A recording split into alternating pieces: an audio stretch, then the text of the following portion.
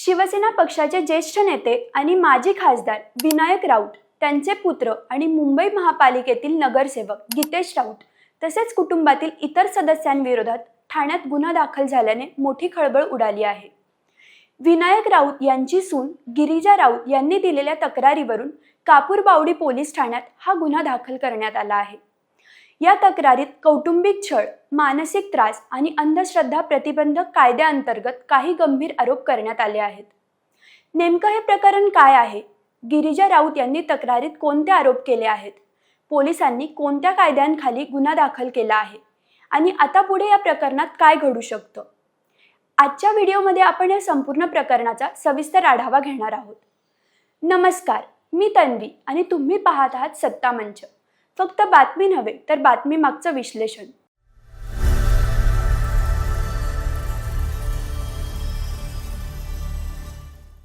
मुद्दा क्रमांक 1, नेमकं प्रकरण काय आहे? गिरिजा राऊत यांनी ठाण्यातील कापूरबावडी पोलीस ठाण्यात दाखल केलेल्या तक्रारीच्या आधारे माजी खासदार विनायक राऊत, त्यांचे पुत्र गितेश राऊत आणि कुटुंबातील इतर सदस्यांविरोधात गुन्हा नोंदवण्यात आला आहे। पोलिसांनी कौटुंबिक छळासोबतच महाराष्ट्र अंधश्रद्धा आणि काळी जादू प्रतिबंधक कायद्याअंतर्गतही काही कलमांचा समावेश केला आहे। त्यामुळे हे प्रकरण केवळ कौटुंबिक वादापुरतं मर्यादित न राहता कायदेशीरदृष्ट्याही चर्चेचा विषय बनला आहे। सध्या पोलिसांकडून तक्रारीतील प्रत्येक आरोपाची पडताळणी केली जात आहे। मुद्दा क्रमांक 2, गिरिजा राऊत यांनी तक्रारीत कोणते आरोप केले आहेत? पोलिसात दाखल केलेल्या तक्रारीनुसार लग्नानंतर सासरच्या घरात त्यांना सातत्याने मानसिक आणि शारीरिक त्रास दिला जात होता। सासूकडून वारंवार टोमणे मारले जात, माहेरच्या लोकांचा अपमान केला जात होता आणि पती पत्नीच्या नात्यात दुरावा निर्माण होईल अशा प्रकारचं वातावरण तयार केलं जात असल्याचा आरोप त्यांनी केला आहे। तक्रारीत असंही म्हटलं आहे की त्यांच्या प्रत्येक हालचालीवर लक्ष ठेवलं जात होतं आणि त्यांना सतत दबावाखाली ठेवण्याचा प्रयत्न केला जात होता।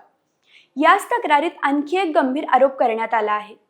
गिरिजा राऊत यांच्या म्हणण्यानुसार घरात त्यांना जबरदस्तीने गोमूत्र पिण्यास भाग पाडण्यात आलं, तसेच काही धार्मिक विधी आणि अंधश्रद्धेशी संबंधित गोष्टी करण्यासाठी दबाव आणला जात होता। या आरोपांमुळेच पोलिसांनी अंधश्रद्धा प्रतिबंधक कायद्याअंतर्गतही गुन्ह्याची नोंद केली आहे। मात्र या सर्व बाबी तक्रारीतील आरोप असून त्यांची सत्यता तपासानंतरच स्पष्ट होणार आहे। मुद्दा क्रमांक 3, वैवाहिक आयुष्याबाबत तक्रारीत काय म्हटलं आहे? गिरिजा राऊत यांनी त्यांच्या तक्रारीत वैवाहिक आयुष्याबाबतही काही गंभीर आरोप केले आहेत। त्यांच्या म्हणण्यानुसार लग्नानंतर देवदर्शन आटोपल्यानंतर दोघे उटीला हनीमूनसाठी गेले होते। त्या काळात पती गितेश राऊत यांनी त्यांच्यापासून अंतर ठेवलं असं त्यांनी तक्रारीत म्हटलं आहे। त्यांनी याबाबत विचारणा केली असता मानसिक जुळवून घेणं महत्त्वाचं असल्याचं सांगत विषय टाळला जात असल्याचा दावा त्यांनी केला आहे। तक्रारीनुसार त्यानंतरही वैवाहिक नात्यात सातत्याने दुरावा राहिला। सार्वजनिक ठिकाणी अपमानास्पद भाषा वापरणं, छोट्या छोट्या कारणांवरून वाद घालणं आणि भावनिक त्रास देणं अशा स्वरूपाचाही आरोप त्यांनी केला आहे। हे सर्व दावे गिरिजा राऊत यांनी पोलिसात दिलेल्या तक्रारीचा भाग आहेत। या आरोपांबाबतचा अंतिम निष्कर्ष तपास आणि न्यायालयीन प्रक्रियेनंतरच स्पष्ट होईल। मुद्दा क्रमांक 4, मासिक पाळी आणि आरोग्याबाबत कोणते आरोप आहेत? तक्रारीत आणखी काही गंभीर दावे करण्यात आले आहेत। गिरिजा राऊत यांच्या म्हणण्यानुसार घरातील काही सार्वजनिक कार्यक्रम आणि राजकीय कार्यक्रमांना अडचण येऊ नये म्हणून मासिक पाळी पुढे ढकलण्यासाठी औषधं घेण्याचा दबाव त्यांच्यावर टाकला जात होता। त्यामुळे त्यांच्या आरोग्यावर परिणाम झाल्याचाही दावा त्यांनी केला आहे। तसेच त्यांच्या वैयक्तिक गोष्टींची नोंद ठेवली जात होती असाही आरोप तक्रारीत करण्यात आला आहे। या सर्व बाबींची पडताळणी सध्या पोलिसांकडून केली जात आहे। मुद्दा क्रमांक 5, पोलिसांचा तपास आणि पुढे काय? या प्रकरणात गुन्हा दाखल झाल्यानंतर पोलिसांनी तपास सुरू केला आहे। तक्रारीतील प्रत्येक आरोपाची पडताळणी केली जाणार आहे।